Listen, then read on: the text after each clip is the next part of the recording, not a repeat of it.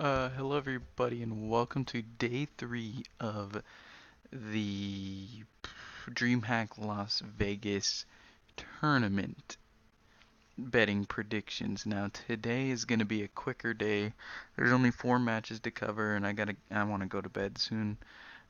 So I'm not going to cover it too much. Basically, what happened yesterday was, as you can see, I have $322, which is just a couple bucks above what I had the day before. And that's mainly because I had won about 150 bucks on the day. Um, and then I got greedy and I put 100 on phase and I lost that. And I told you guys to stay away from that game, so if you listen to me, that's good. But I got greedy and I put it on that. And then with the other $40 that I had won for the day, I um I pulled out an M. Oh God, I just opened up Pokemon Showdown. I pulled out an M4A1S Stat Track Hyper Beast because I didn't have an M4 skin. So basically, my 40 profit for the day was put into a skin. So I'm gonna start today with 300 again. And honestly, there's not too many good games. Yesterday, basically the only game that worked for me was Gambit, and I was pretty confident in that game. I put 186 bucks on him, brought me up to about 460 or something like that. Then put the 100 on phase and lost it. Brought me down to 360. Pulled out the skin 320. So the Gambit game I was very confident in though. So yeah, there goes that. So the first game of the day. These are now best of threes, by the way. So there's no more best of one, upset potential or anything like that. It starts getting into who's the better team. Um, and when it comes to Optic North, on Cisco Lounge at the moment it's at 50-50. Um, and as you can see, as usual on Drake Lounge, the games are not up yet because of where I live and and where they live and things like that. So North versus Optic, to be honest, I don't. To be honest, out of all the games today, I don't really want to bet on all of them.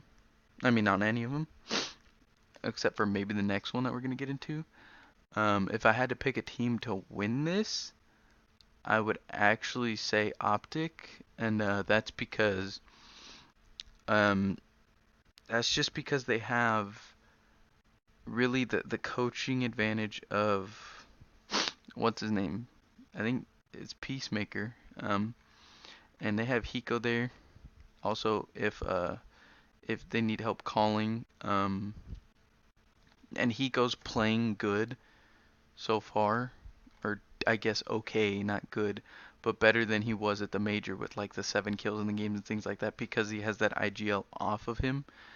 And technically you could say, oh, Hiko's new to Optic, but also North have AZ in replacement for Rubino, so they also have a new lineup.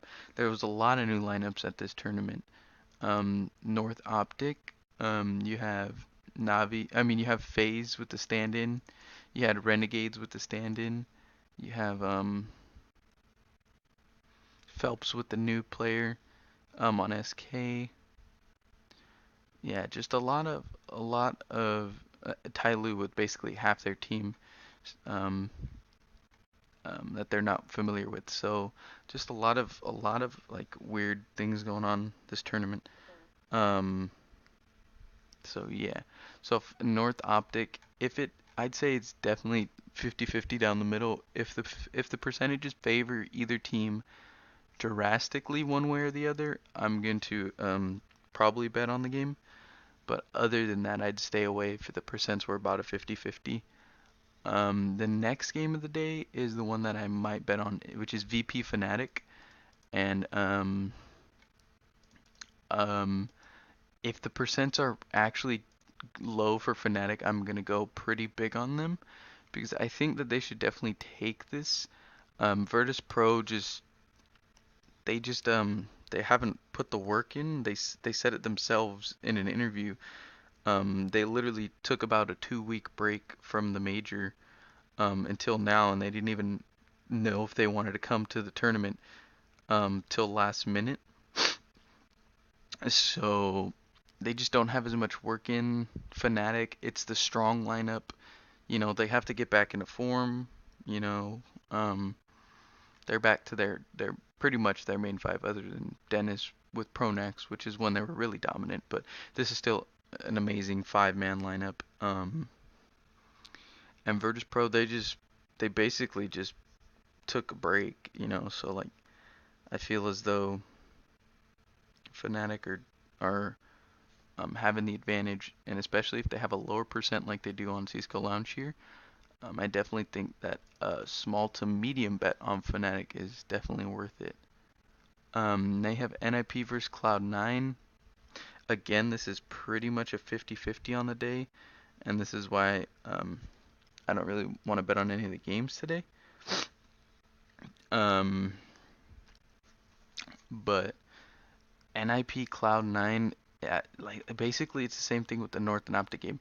If the percentages favor one team too much the other way, you can drop a small bet on the underdog, because it really is a 50-50. So yeah, just drop a small bet on if it favors the team in one way, you know what I mean? Like if it's like a 1.9 multiplier for both teams, so it's like dead even, there's really no point in betting on it. But if it's like a 2 point something multiplier for Cloud9 and like a 1.5 for NIP, I definitely think that Cloud9 deserve a small bet. Even though they did look terrible against SK today, and they did look really shaky against NIP, I know that they're a really solid team. And then for the last game of the day, it's Navi FaZe. These are all best of threes. So Navi FaZe, I definitely do think that Navi's overrated. That being said, if this was FaZe without a stand-in, I would drop a lot of money on this game. But then again, it's still FaZe with that stand-in until they get Nico at the end of the tournament. After this tournament's over. So with that, I think that Navi will probably take this game. I will probably drop a small bet on FaZe because they'll probably have like a 3 or something like that multiplier. And I think that's a little outrageous. I definitely still think that Navi are an overrated team. They went 3-0 at the major, but right after they got out of groups, guess what happened? They got destroyed, and their 3-0 at the major wasn't even that, like dominant. And I just think that they're pretty overrated, and that FaZe could definitely pull off an upset even with the stand-in. So don't bet on Navi here, and if you're gonna bet on FaZe if the percents are right. So yeah, that's basically it for day 3. I hope it's a shorter video. So yeah, thank you guys very much for watching, and I'll see you on day 4.